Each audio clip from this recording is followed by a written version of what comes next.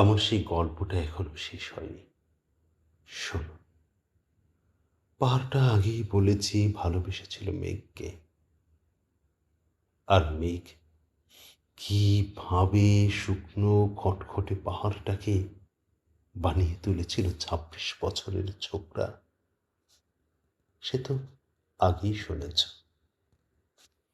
সেদিন ছিল পাহাড়টার জন্মদিন। পাহাড় মেঘকে বললে, আজ তুমি লাল শাড়ি পরে আসবে। মেঘ পাহাড়কে বললে, আজ তোমাকে স্নান করিয়ে দেব চন্দন জলে। ভালোবাসলে নারীরা হয়ে যায় নরম নদী, পুরুষেরা জ্বলন্ত কাঠ।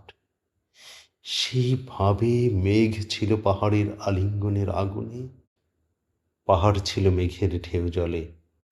হঠাৎ আকাশ জুড়ে বেজে উঠল ঝড়ের জগঝম্প, ঝাঁকড়া চুল উড়িয়ে ছিনতাইয়ের ভঙ্গিতে ছুটে এলো এক ঝাঁক হাওয়া। মেঘের আঁচলে টান মেরে বললে, উঠ ছড়ি তোর বিয়ে। এখনো শেষ হয়নি গল্পটা। বজ্রের সঙ্গে মেঘের বিয়েটা হয়ে গেল ঠিকই, কিন্তু মেঘকে সে কোনো দিনই ভুলতে পারল না। বিশ্বাস না হয় তো চিমড়ে দেখতে পারো, পাহাড়টার হাড় পাঁজর ভেতরে থই থই করছে ঝর্ণার জল।